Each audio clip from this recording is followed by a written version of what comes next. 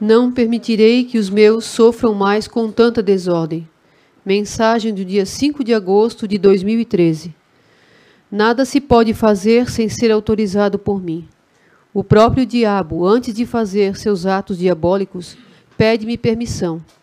Assim são todos aqueles que já não me respeitam, mas se eles fazem, é porque permito, para cumprir as profecias.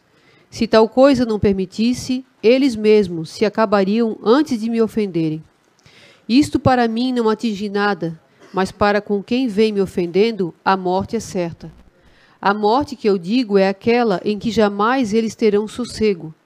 Suas vidas se tornarão um verdadeiro inferno, vidas desperdiçadas que poderiam ser todos meus, mas o ouvido de cada um só escuta o que não devia. Como, por exemplo, uma pessoa que sobe com seus truques, tirando dos pobres, para esses a penalidade é bem maior. Depois, outra sujeira que vem ocorrendo por detrás dos bastidores, que é uma imundície, principalmente esses programas que mostram só o que não presta, fazendo com que as crianças aprendam mais rápido na sua adolescência. Isto não é nada mais como se diz. Em vez de dar um pão, estão dando um escorpião, para que esses frutos apodreçam mais rápido. Veja meu filho Pedro II, como é que vou permitir daqui para frente fazerem isso com as próprias criancinhas? Onde o aborto já passou do limite e as drogas já vêm caindo nas mãos deles, e os governantes nada mais podem fazer. Precisaria que meus representantes, como se diz, que já não servem mais para mim, eles mesmos não dão o mínimo de respeito. Se até entre eles já vêm fazendo o que não deveriam, com esses adolescentes, a prova está aí, pedofilia dentro do que é meu. A minha igreja já foi o tempo que dava o máximo de respeito para comigo. Esta que passeia Pedro I, que agora está em tuas mãos, meu filho Pedro II, onde aqui estou por inteiro. É neste lugar que vai se manifestar a minha presença tão logo, para os que são meus, não venham mais sofrer com tanta desordem. Divino Espírito Santo e Pedro II. Vejam bem, todos vocês, que essa mensagem é 2013, né? No começo do programa eu fui falar sobre a data e falei, estava lendo aqui, era a data dessa mensagem. Não permitirei que os meus sofram mais com tanta desordem. Hoje nós encontramos em todas as áreas, né? O mundo que estamos vivendo, a desordem. Em tudo está feito a desordem. O ser humano não está mais caminhando de uma forma correta, não quer mais caminhar de uma forma correta. Aonde aqueles que buscavam Deus, na casa de Deus, encontravam um pouco de conforto, um pouco de alento, né? Na homilia de um sacerdote, nos conselhos de um sacerdote, de um catequista, hoje já até isso não encontram mais. Não tem. A desordem está em todos os lados. Mas por que isso acontece? Culpa do próprio ser humano, claro. O ser humano não sabe mais educar um filho, não sabe mais como levar o filho à casa de Deus, como o profeta já falou tantas vezes, né? Cada filho que nascia, ele levava primeiro a Deus. Claro que muitas pessoas fizeram isso, muitas pessoas ainda fazem isso, mas hoje o mal está tão grande que quem faz isso é ridicularizado. A gente encontra isso dentro da própria casa da gente. Quando quer falar um pouco mais de Deus, já vem o lado que puxa para outra coisa, né? Não querem ouvir. Aonde se vê mais uma família sentar para fazer uma refeição, um café, um almoço, e ali ficar conversando, batendo um papo, não se vê mais isso. Eu estou falando hoje da minha própria casa, também já está assim. Acontece de a gente ali rapidinho almoçar, já tem um compromisso para fazer, às vezes nem senta para almoçar ou tomar um café da manhã. Café da manhã geralmente eu não tomo em casa, eu tomo aqui na casa da mãe, e aí aqui a gente fica um tempo conversando, mas isso está se acabando nas famílias. E dessa forma os filhos vão se dispersando para outro caminho, porque o pai e a mãe não estão puxando mais por esse lado, e antigamente era dessa forma. O tempo que se levava para fazer uma refeição, até para a digestão era melhor, porque levava mais tempo para comer. Hoje não, é tudo muito rápido. A comida é tudo mais rápida para ser feita também, né? Então tudo faz mal, não dá para entender, está tudo errado. Isso foi assim de um dia para o outro? Não, isso foi devagar, mas aconteceu e nós estamos vivendo isso hoje. A gente encontra isso nas famílias por onde a gente passeia, a gente viaja, é dessa forma. Mal se cumprimenta, já tem compromisso para fazer, né? Então, as crianças, tadinhas, né? Que deveriam ser educadas de uma forma diferente. Eu não vou esquecer nunca da minha infância, o quanto a gente brincava na rua, brincava na estrada de barro, pé no chão. O que era aquilo ali? Contato com a terra, pegando o sol, jogando bola, queimava o corpo da gente, não sentia nada, quase não pegava doença, né? Verme, bactéria, cara. Hoje tudo, a criança hoje em dia parece uma coisinha de boneco, não pode pegar nada, tudo que bota na boca está errado, tudo que come está errado. Antigamente um mingau já se fazia com açúcar, hoje não pode comer, já lá no início já era um mingauzinho, já era açúcar que ia. Eu me lembro que eu comia farinha com açúcar, eu comia pão com banha, hoje a banha faz mal, eu levava para a escola pão com banha, a mãe fritava banana na banha, carne era gordurosa, comia, feijão o tempo todo, carne de porco, linguiça, hoje tudo faz mal, e essas porcaria que está aí enlatado, isso faz bem, né? Mas por quê? Porque é para ser mais rápido. Como eu estava falando, eu nunca vou esquecer da minha infância, nós morávamos em Joinville e vinha para Itajaí, então a família da mãe e do pai é tudo Itajaí. O pai deixava nós na casa da avó, a mãe da mãe, né? Eu vou, e lá, naquela época eu não entendia muito bem, eu tinha até, não gostava, mas estava sempre, chegava lá, já estavam numa mesinha lá na sala lá, o meu avô e meus tios, né? Tudo jogando dominó. Tudo bem, é jogo, mas eles passavam um pedaço da noite ali, brincando junto, conversando, trocando ideias. Hoje não se vê mais isso. Se vê na casa de alguém, entrar alguém, que seja lá que for. O motivo é o celular, claro. Mas se vê alguém hoje, né, sentar na mesa lá, ou qualquer lugar, jogar um baralho, jogar um dominó, trocar conversa mesmo, né? Antigamente os vizinhos se visitavam para conversar. A história é a fofoqueira, mas era conversa um com o outro. Botar o assunto em dia, mas estava ali dialogando, né? Esparecendo um pouco os problemas da casa. A gente, criança, brincava, criava os brinquedos. Eu me lembro que eu fazia pipa, eu fazia carrinho de rolimão, fazia carrinho de lata, né? E vendia ainda, já era empreendedor desde aquela época. Fazia para vender. Mas hoje não se tem mais nada disso.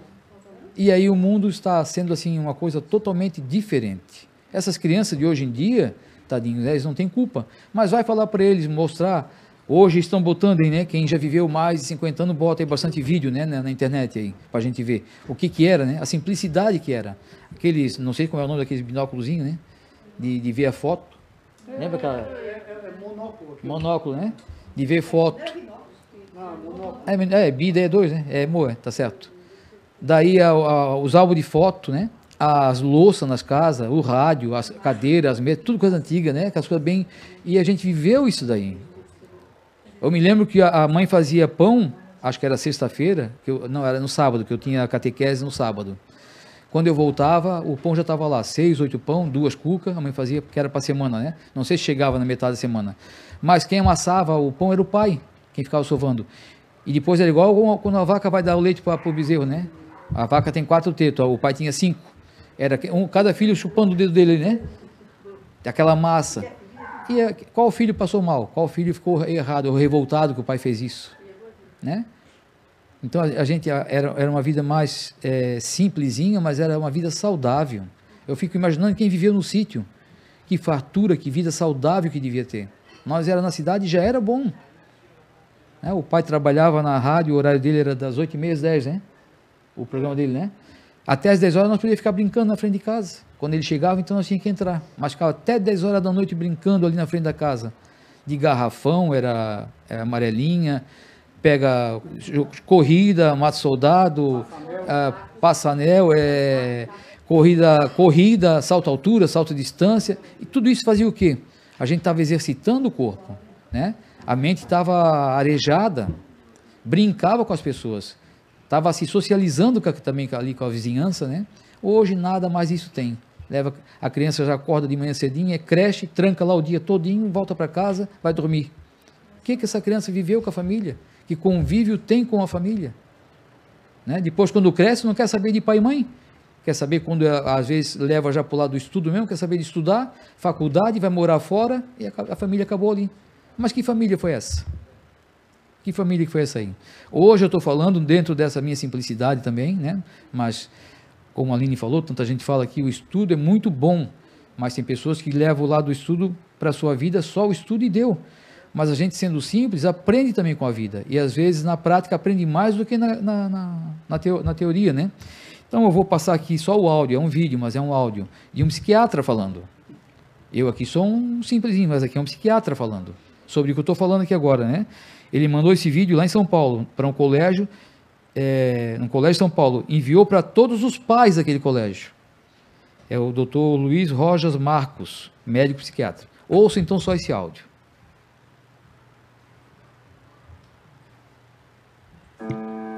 Há uma tragédia silenciosa que está se desenvolvendo hoje em nossas casas e diz respeito às nossas joias mais preciosas, nossos filhos.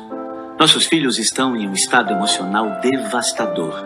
Nos últimos 15 anos, os pesquisadores nos deram estatísticas cada vez mais alarmantes sobre um aumento agudo e constante da doença mental da infância que agora está atingindo proporções epidêmicas. As estatísticas nos mostram que 1 em cada 5 crianças tem problemas de saúde mental. Um aumento de 43% no TDAH foi observado. Um aumento de 37% na depressão adolescente também foi observado e um aumento de 200% na taxa de suicídio foi observado em crianças de 10 a 14 anos. Mas o que está acontecendo e o que estamos fazendo de errado? As crianças de hoje estão sendo estimuladas e superdimensionadas com objetos materiais, mas são privadas dos conceitos básicos de uma infância saudável, tais como pais emocionalmente disponíveis, limites claramente definidos, responsabilidades, nutrição equilibrada e sono adequado, movimento em geral, mas especialmente ao ar livre, jogos criativos, interação social, oportunidades de jogos não estruturados e espaço até para que elas tenham tédio. Em contraste, nos últimos anos, as crianças foram preenchidas com pais digitalmente distraídos, pais indulgentes e permissivos que deixam as crianças governarem um mundo sem que se estabeleça as regras, um sentido de direito de obter tudo sem merecê-lo ou ser responsável por obtê-lo, sono inadequado e nutrição desequilibrada, um estilo de vida sedentário, estimulação sem fim, armas tecnológicas, gratificação instantânea e até ausência de momentos chatos. Mas então, o que devemos fazer? Se queremos que nossos filhos sejam indivíduos felizes e saudáveis, temos que acordar e voltar para o básico. Ainda é possível. Muitas famílias veem melhorias imediatas após semanas de implementar as seguintes recomendações. Defina limites e lembre-se de que você é o capitão do navio. Seus filhos se sentirão seguros sabendo que você está no controle do leme. Ofereça às crianças um estilo de vida equilibrado, cheio do que elas precisam, não apenas do que elas querem. Não tenha medo de dizer não aos seus filhos se o que eles querem não é o que eles precisam. Forneça alimentos nutritivos e limite a comida lixo. Passe pelo menos 1 hora por dia ao ar livre, fazendo atividades como ciclismo, caminhada, pesca, observação de aves, de insetos. Desfrute de um jantar familiar sem smartphones ou qualquer outra tecnologia que venha distraí-los. Divirta-se com jogos de tabuleiro com a família.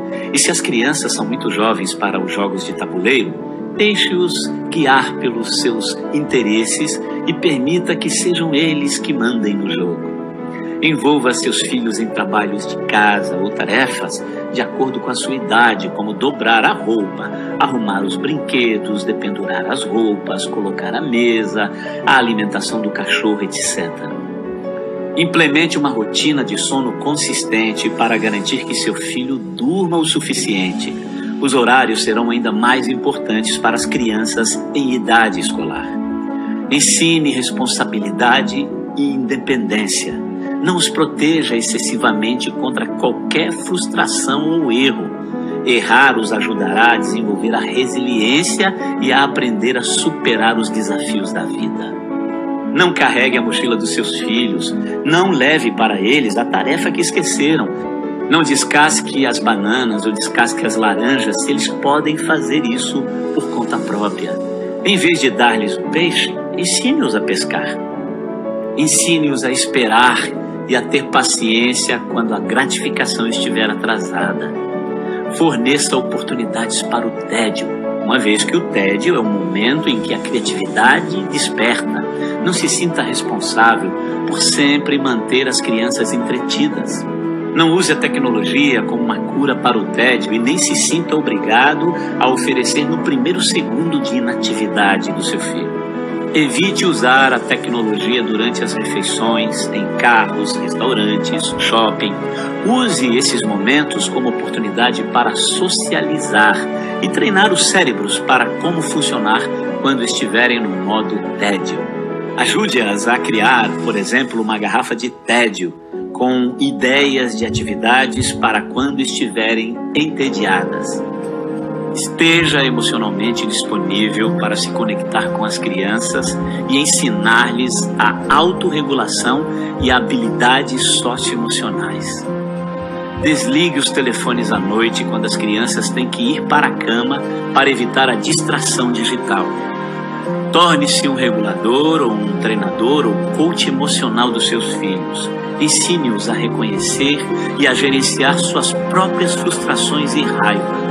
Ensine-os a dizer olá, a se revezar, a compartilhar sem se esgotar de nada, a agradecer e agradecer, reconhecer o erro e pedir desculpas sem serem forçadas para isso, e seja um modelo de todos esses valores.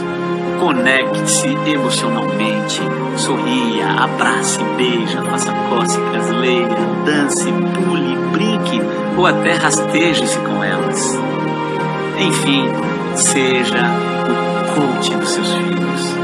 O maior legado que você pode deixar para o mundo não é o dinheiro, os bens materiais que você deixará para os seus filhos, mas o tipo de filhos que você deixará para o mundo. Então, interessante, né, isso aqui. E é um médico, né, um psiquiatra falando. Então, eu fico pensando assim... Eu fico pensando, sempre pensei dessa forma, e eu acredito que eu não estou errado. Não tenha medo de ser pai, você que é pai. Você que é mãe, não tenha medo de ser mãe. O filho espera isso de você. Eu tenho não posso citar o nome, mas a pessoa que me procurou e reclamou que ele procurou o pai várias vezes e o pai não soube ser pai. Não foi aquilo que ele esperava. Ele queria que o pai repreendesse ele e o pai não repreendeu.